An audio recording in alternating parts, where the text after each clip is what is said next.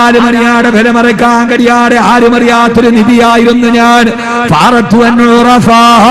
അങ്ങനെ ഞാൻ എല്ലാവരാലും അറിയപ്പെടാൻ തീരുമാനിച്ചപ്പോ ഈ അഖില ലോക ബ്രഹ്മാണ്ഡ ഘടാകത്തിനെ സൃഷ്ടിച്ചു പരിപാലിച്ചു സംഹരിച്ചു പോകുന്ന ഞാൻ എല്ലാവരാലും അല്ലാഹു എന്ന എന്നെ എല്ലാവരും അറിയണമെന്ന് തീരുമാനിച്ചപ്പോ ആ തീരുമാനത്തിന്റെ ഭാഗമായിട്ടാണ്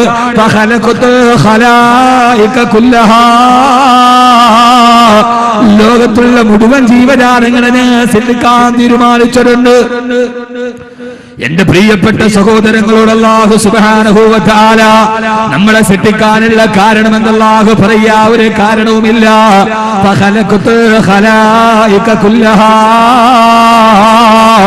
എല്ലാവരും എന്നെ അറിയണമെന്ന് തീരുമാനിച്ചപ്പോ ആ തീരുമാനത്തിന് പകരമാണ് ഈ ലോകത്തുള്ള സർവ്വജീവനുള്ള വസ്തുക്കള്, ചേതനയുള്ള അചേതനമായ ജീവനുള്ള അജീവനായ എല്ലാ വസ്തുക്കളെയും ഞാൻ സൃഷ്ടിക്കാനുള്ള കാരണം അല്ലാഹു പറയുകയാ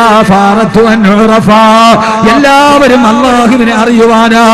അല്ലാഹുവിനെ അറിയുക എന്ന ശീർഷകത്തിന്റെ ആദ്യം പടച്ചറപ്പ് നമ്മളെ സൃഷ്ടിച്ചതിന്റെ പരമപ്രധാനമായ ലക്ഷ്യം അല്ലാഹുവിനെ നാം അറിയുക എന്ന ദൗത്യത്തിന്റെ കീഴിലാ. അതുകൊണ്ടല്ലേ അല്ലാഹു സുബ്ഹാനഹു വ തആല മനുഷ്യന്റെ ലക്ഷ്യത്തെ കുറിച്ച് പറയുമ്പോ വമാ ഖലഖതുൽ ജിന്ന വൽ ഇൻസ ഇല്ലാ ലിയഅ്ബുദൂ. മാനവാ മാനവാ മാനവാ മനുഷ്യനെയും ജിന്നിനെയും ഞാൻ സൃഷ്ടിച്ചത് ഇല്ലാ ലിയഅ്ബുദൂ,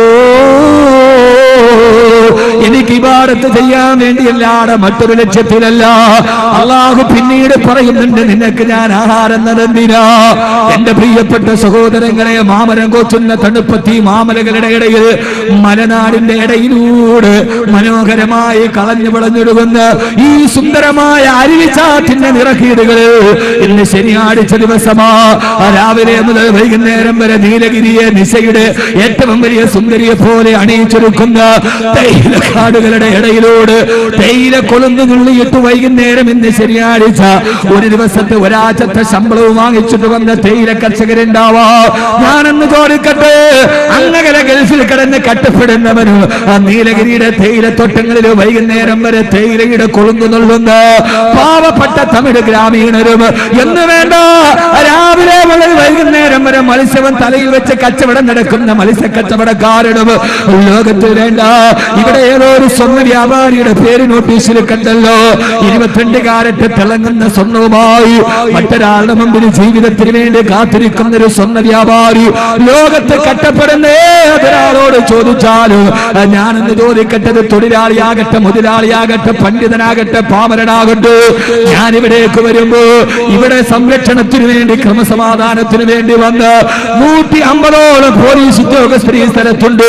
അവിടെ ഈ മാമനം കൊച്ചുന്ന തണുപ്പത്ത് തങ്ങളുടെ മക്കളെ വിട്ടിട്ട് ഭാര്യയെ വിട്ടിട്ട് ഈ തണുപ്പത്ത് നമുക്ക് കാവല് നിൽക്കുമ്പോ ഒരാൾ മരിച്ചുപോയാൽ മോർച്ചറിയിൽ മൃതദേഹത്തിന്റെ മുമ്പിൽ കാവൽ നിൽക്കുന്ന പോലീസുകാരനും ഈ പാവപ്പെട്ട ഈ തണുക്കുന്ന സമയത്ത് തങ്ങളുടെ മക്കൾക്കൊരു നേരത്തെ ഭക്ഷണം കോരിക്കൊടുക്കേണ്ട എത്രയോ വനിതാ പോലീസുകാർ ഇവിടെ ഡ്യൂട്ടിക്കൊണ്ട് എന്തിനാണ് ഇത്രയേറെ കട്ടപ്പെടുന്നതെന്ന് ചോദിച്ചാ മത്സ്യക്കച്ചവടക്കാരനും സ്വർണ്ണ വ്യാപാരിക്കും പണ്ഡിതനും പാവനും തൊഴിലാളിക്കും മുതലാളിക്കും യാചകനും ഹൂഡല്ലൂർ ടൗണിൽ കടന്നു പോകുന്ന പണക്കാരുടെ മുമ്പ് ഇവിടെ കാലിരിക്കുന്ന കറുത്ത ഷൂസ് എടുത്തിട്ട് പോലീസ് ചെയ്തു കൊടുക്കുന്ന ഒരു തമിഴ് ഗ്രാമീണനെ പോലെ പറയാനുള്ളതെന്താ? എന്റെ മക്കൾക്കൊരു നേരത്തെ ഭക്ഷണം കൊടുക്കാനാ. എന്തിനാ മക്കൾക്ക് ഭക്ഷണം കൊടുക്കാൻ കട്ടപ്പെടുന്നത്? എന്തിനാ? നാളെ വാർദ്ധക്യം ബാധിച്ചിട്ട് കട്ടിലിൽ കിടക്കുമ്പോ എന്റെ മക്കൾ എനിക്ക് ഒരു നേരത്തെ ഭക്ഷണം തിരിച്ചു തരാനാ ഞാൻ ഈ കട്ടപ്പെടുന്നതെന്ന് ഒരാൾ മറുപടി പറഞ്ഞു. എന്റെ പ്രിയപ്പെട്ട സഹോദരങ്ങളെ, ഞാനും നിങ്ങളും മക്കൾക്ക് വേണ്ടി കട്ടപ്പെടുന്നതിന്റെ പുറകിൽ ലക്ഷ്യമുണ്ട്. നാളെ കട്ടപ്പെട്ടിട്ട് ശയ്യാവലംബിയായി രോഗിയായിട്ട് കിടക്കുമ്പോ ആ സമയത്ത് നമുക്ക് ഒരു നേരത്തെ ഭക്ഷണം കിട്ടാനാ.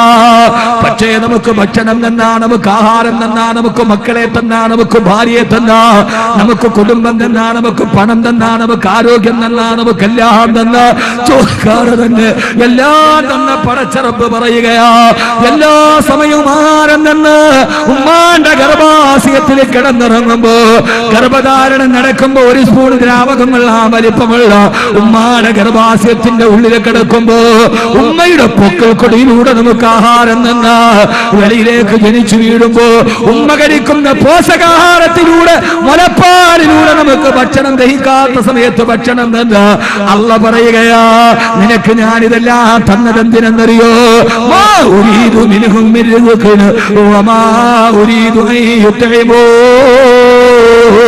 നിങ്ങൾ ആരും എനിക്കൊരു നേരത്തെ ഭക്ഷണം തരാനല്ല, ഞാൻ ഈ ചെയ്തു തന്ന അനുഗ്രഹത്തിന് പകരമായി നിങ്ങൾ എനിക്കൊന്നും ചെയ്തു തരണ്ട. ഒരേ ഒരു കാര്യം നിങ്ങൾ ചെയ്താ മതി. ഈ നീലഗിരിയിൽ തടിച്ചുകൂടിയ പ്രിയപ്പെട്ട സഹോദരങ്ങള്, സമയത്തിന്റെ പരിമിതി കൊണ്ട് നീട്ടിപ്പരത്തി പറയുന്നില്ല. അല്ലാഹു നമുക്ക് കൈ തന്നത്, നമുക്ക് കാല് തന്നത്, നമുക്ക് കണ്ണ് തന്നത്. അലം നജഅല്ലഹു ഐനൈ വലിസാനം വശഫതൈ വഹദൈനാഹു നജ്ദൈ. നിങ്ങൾക്ക് ഞാൻ എന്റെ കണ്ണ് തന്നില്ലയോ? നിങ്ങൾക്ക് ഞാനൊരു നാവ് തന്നില്ലയോ? ഈ നാമം ഹൃദയവുമായി നിങ്ങളെ ഞാൻ ഈ ഭൂമിയിലേക്ക് വിട്ടതെന്തിനാ? ഒരേ ഒരു ലക്ഷ്യം മാത്രമേ ഉള്ളൂ. അത് അല്ലാഹുവിന്റെ ഖുർആൻ തന്നെ പറയുന്നുണ്ട്. അയ്യുഹല്ലദീന ആമനൂ ദുക്റുല്ലാഹ ദിക്റൻ കസീറാ വസബ്ബിഹൂഹു ബുക്റതൻ വഅസീലാ. അല്ലാഹു പറയുകയാ, അല്ലാഹ് പറയുകയാ, പടച്ച തമ്പുരാൻ പറയാ, നിനക്ക് ഈ അനുഗ്രഹം ഞാൻ ചെയ്തു തന്നത്, ഈ അനുഗ്രഹം നിനക്ക് ഞാൻ ചെയ്തു തന്നത്. വജഅല ലക്കുമുസ് സമഅ വൽ അബ്സാറ വൽ അഫ്ഇദാ. നിനക്ക് കണ്ണ് തന്നത്, നിനക്ക് നാവ് തന്നത്. യാ അയ്യുഹല്ലദീന ആമനൂ ദുക്റുല്ലാഹ ദിക്റൻ കസീറാ. ധാരാളമായിട്ട് ദിക്ർ ചെയ്യണേ. 33 പ്രാവശ്യമെന്നല്ല, 40 പ്രാവശ്യമെന്നല്ല, 70,000 പ്രാവശ്യമെന്ന് നിജപ്പെടുത്തിയിട്ടല്ല. ആ നിജപ്പെടുത്തിയതൊക്കെ ഹദീസിന്റെ അർത്ഥങ്ങളാണ്. അല്ലാഹ് പറയുകയാണ്, ദിക്റൻ കസീറാ.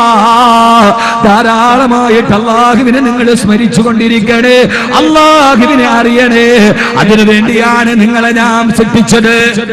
നിങ്ങളെ ഞാൻ സൃഷ്ടിച്ചെന്ന് മാത്രമല്ല, നിങ്ങളെ ഞാൻ സൃഷ്ടിച്ചെന്ന് മാത്രമല്ല, അല്ലാഹ് പറയുകയാ, വനഹ്നു അഖറബു ഇലൈഹി മിൻ ഹബിലിൽ വരീദ്.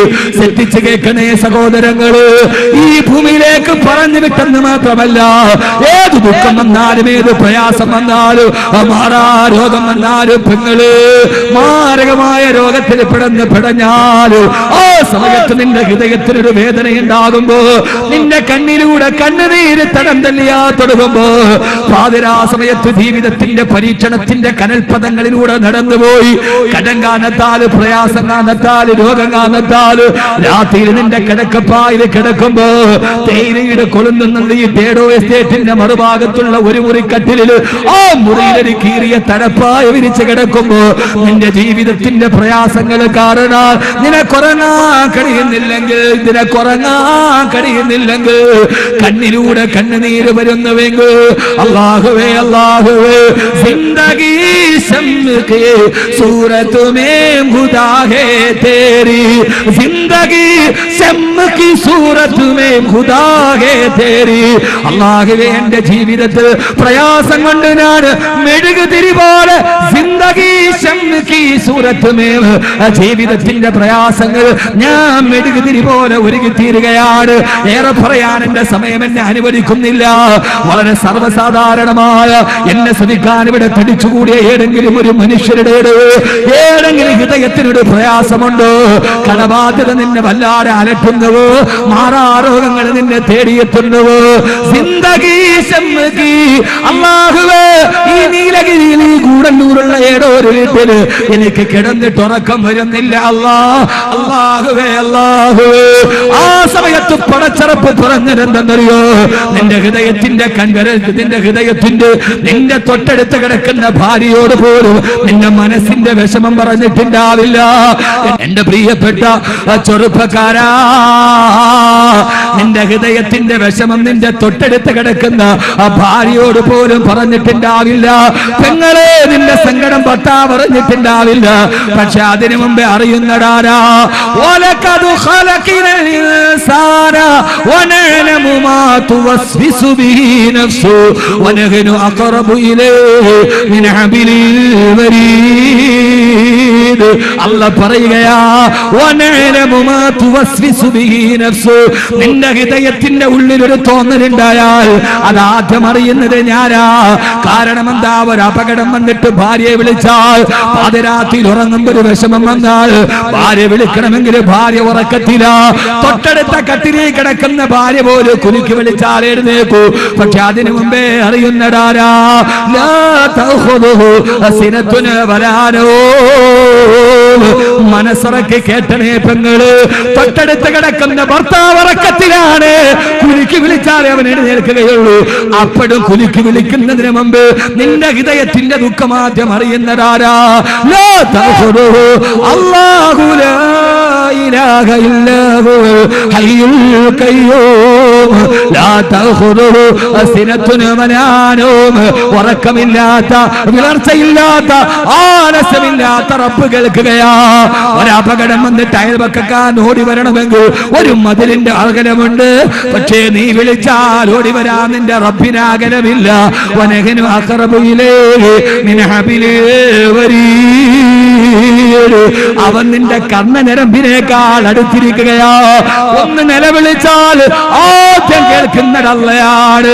അവനേക്കാൾ അടുത്തവൻ ഒരാളില്ല, അവനേക്കാൾ വലിയവൻ ഒരാളില്ല, അവനേക്കാൾ ശക്തിയുള്ള ഒരാളില്ല, അവനേക്കാൾ പ്രതാപമുള്ള ഒരാളില്ല, അവനേക്കാൾ വളർമയുള്ള ഒരാളില്ല, അവനേക്കാൾ ഖുവത്തുള്ള ഒരാളില്ല, അവനേക്കാൾ വലുത് മറ്റാരുമില്ല. അല്ലാഹു അക്ബർ ലാ കബീറ സിവാഹു ജല്ലത്തു മഹാമിദുഹു വഅസ്സതനാഹു മലികുൽ മുലൂകി വഹുകുമുഹു ഫീ ഖൽഖിഹി മാലിന വനഹുകുമുൻ യുറാലി സിവാഹു. അല്ലാഹു അക്ബർ. അല്ലാഹു ആണ് വലുത്. ലാ കബീറ സിവാഹു. അവനേക്കാൾ വലുത് മറ്റാരുമില്ല. ആദ്യം നിന്റെ അടുക്കലുള്ളതാരാ? പടച്ച റബ്ബാണ്. ആ റബ്ബിനെ നിന്റെ ഹൃദയത്തിൽ അല്ലാഹുവിനെ അറിയാന്ന് പറഞ്ഞതാണ്. പടച്ചവനെ അല്ലാഹുവേ, ഈ വിനീതന്റെ പ്രഭാഷണത്തിന്റെ എഡിറ്റിംഗ് നിർവഹിക്കുന്ന സാസ്ക്രിയേഷൻ നീ ആ സഹോദരങ്ങളെ കാക്കണേ അല്ലാ, കാക്കണേ അല്ലാ.